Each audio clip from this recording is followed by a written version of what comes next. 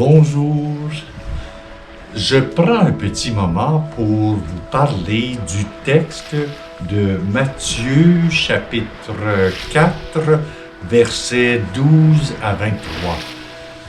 Un texte bien d'actualité pour nous aujourd'hui. J'ai retranscrit le texte sous cette page.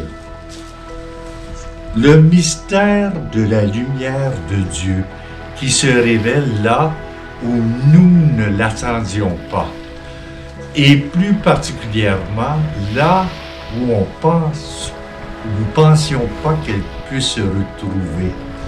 Dieu choisit un lieu très mystérieux pour commencer à se révéler.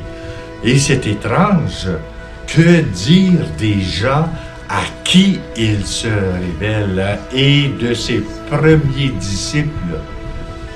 Jésus ne choisit pas ses apôtres parmi les scribes, les docteurs de la loi, mais contre toute attente parmi des pêcheurs du lac de Galilée.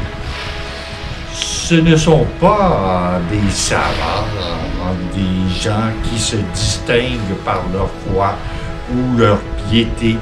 Non, ce sont des simples travailleurs rencontrés au hasard du chemin.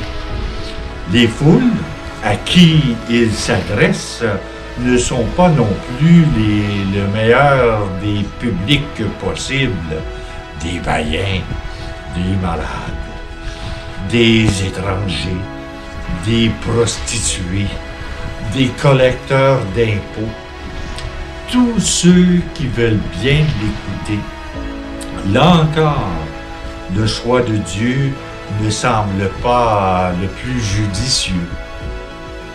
Cet appel de Dieu s'adresse à tous, sans élitisme, se situe simplement au niveau de la foi de celui qui écoute.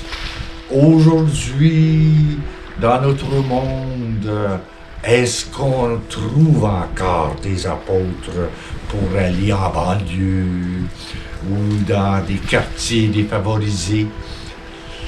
Nous savons tous que les communautés religieuses vieillissent. Où est la relève? Aujourd'hui, on parle de la bonne nouvelle évangélisation et qui est encore un mot plus qu'une réalité.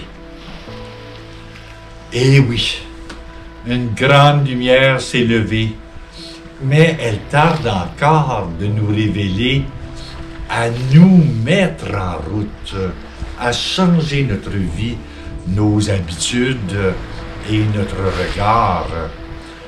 Nous avons encore à accueillir le petit, le pauvre et l'étranger qui est proche de nous. Vous savez sûrement que ce sont eux la lumière qui vient à nous. Mais peut-être souhaiterons-nous une autre lumière plus prestigieuse. Pourtant, la parole de Dieu se manifeste à nous dans la personne d'un homme juif de Galilée, entouré de pécheurs et s'adressant à des foules qui ne sont même pas là pour de bonnes raisons. Est-ce qu'on écoute vraiment la bonne nouvelle, la parole de Dieu? Bonne question que nous pouvions se poser, surtout ceux et celles qui se disent chrétiennes. Et voilà, et bonne journée à tous.